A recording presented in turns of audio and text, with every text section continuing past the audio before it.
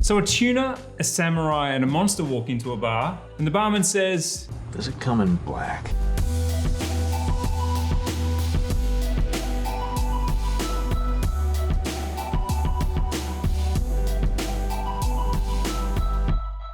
Today we are talking about the Black Series Prospex limited editions, and we have 3 here. Well, I looked down and we actually have 2 because I've chosen my favorite to be on my wrist. We're gonna go through them today, bit by bit.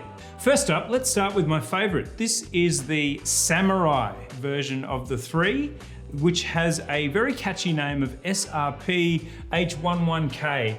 Now, and when we say limited, we're talking Seiko limited, which means you don't have to rush out this second to buy it, unless of course you want to make sure you get it, because there are 8,000 of these.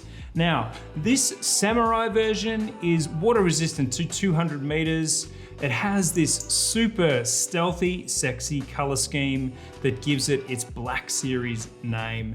Now look, I have been a fan of blacked out stealthy Seikos for a very long time, and you may remember many years ago we did a competition to name a Seiko turtle, which was named the Darth Turtle, and that had a very similar, somewhat color scheme and configuration to this one.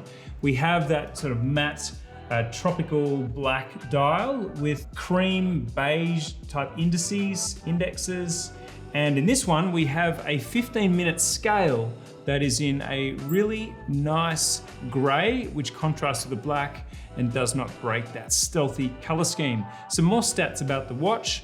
Inside this watch, we have the caliber 4R35. 4R35 replaced the caliber 7526, and it's also the base caliber for the NH35, which is the Seiko movement that you find in many micro brands. It's the movement that Seiko sell just as a movement blank.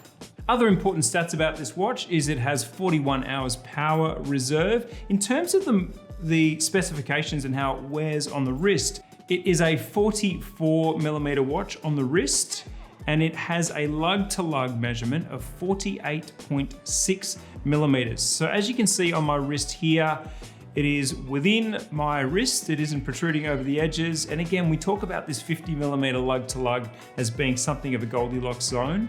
That is, for a 7-inch wrist like me, this 1.5 millimeters under that 50 really places it squarely on the wrist. In terms of feel on the wrist, it is definitely there at 121 grams, but not overly heavy, I would say. And looking at it on my wrist now, we have a clean Hardlex crystal, not a sapphire crystal, and we don't have a Cyclops over that date complication there at 3. Now, why is it my favorite? Simply for the aesthetics. I really love the Samurai style. It's quite clean and not quite as how do I say this? You know, the Monster and the Tuna are bulky alpha male watches, whereas I find that the Samurai is just that little bit sharper edged and refined. Love this watch, but there are 2 others in case you're a Tuna or a Monster fan. Let's move on to the Tuna. So the Tuna is ticking away here, and that is because it is a solar powered watch. It uses the caliber V157, which is accurate to plus minus 15 seconds a month. So you're getting all the benefits of a quartz movement here without the battery. So once fully charged, this watch will also go for 10 months power reserve. So a lot of benefits to solar, not for everyone because it doesn't have that smooth automatic sweep of the second hand that we see on the Samurai and on the Monster, but practically minded people will be drawn to that. Other stats about the Tuna is that it is 97 grams, so it is a full 24 odd grams lighter on the wrist than the Samurai. And as we know, it's called a Tuna because it looks like a tuna can on the wrist, but it doesn't wear like one. Compared to these 3, this is only 12.5 millimeters high. It is the slimmest of the options, and that is a lot to do with the solar powered movement as opposed to all of the components inside the automatics. Now, it is slimmer, but it is bigger. This is a 46.7 millimeter watch on the wrist. However, once again, we have a 44.7 millimeter lug to lug. So it's quite compact, and it really is very reasonable for what, by its name, you would expect to be a very large and bulky watch on the wrist. Not the case. In terms of weight, it's also surprisingly light, under 100 grams at 97 grams, and also good for 200 meters of water resistance. So this one could win me over. Wasn't my immediate choice. I don't have a Tuna, never wanted one, but in this black series, I'm feeling some emotions because despite the Tuna can aesthetics of the watch, it is slimmer. It is a smaller lug to lug, and it is lighter than the two other black series watches in front of me. Is there anything I've forgotten? Yes, there is the reference number. This is the SNE577P, and this one is limited to 5,000 watches. I always feel funny saying that. Limited to 5,000, there it is. Let's finish up with a bang with the big serrated bezel edge monster, the Tuna Monster.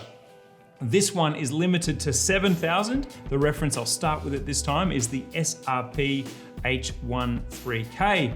Other vital stats about this watch, it also has a 41-hour power reserve, and it has a different caliber. This is the caliber 4R36, which is very similar in name to the 4R35. However, the difference, can anyone guess? Yes, it is that this one only has the calendar date at 3. This one has the day and date, and it has a oversized Cyclops magnifier in the Hardlex crystal to make sure that you can see it.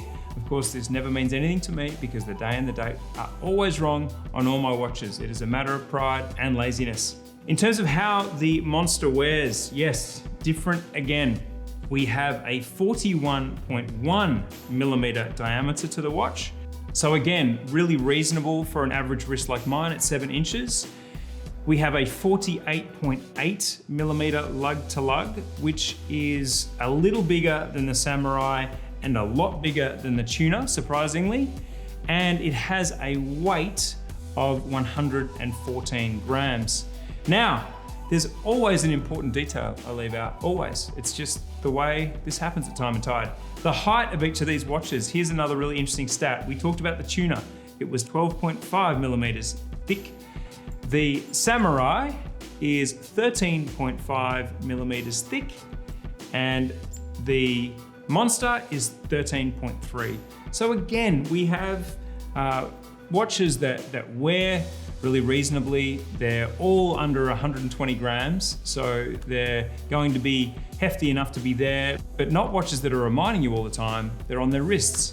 Now look, these are a black series of watches. Black is always in. There's, orange is the new black apparently, but black is really always the new black because as a design, as a fashion statement, as a watch to pair with whatever you're wearing, nothing beats black. And now the prices. The very last detail is the Tuna at 775 Australian dollars, the Monster at 825 Australian dollars, and the Samurai at 850 Australian dollars. There we go. Everything you ever needed to know about these watches. Thanks for watching Time+Tide. See you next time.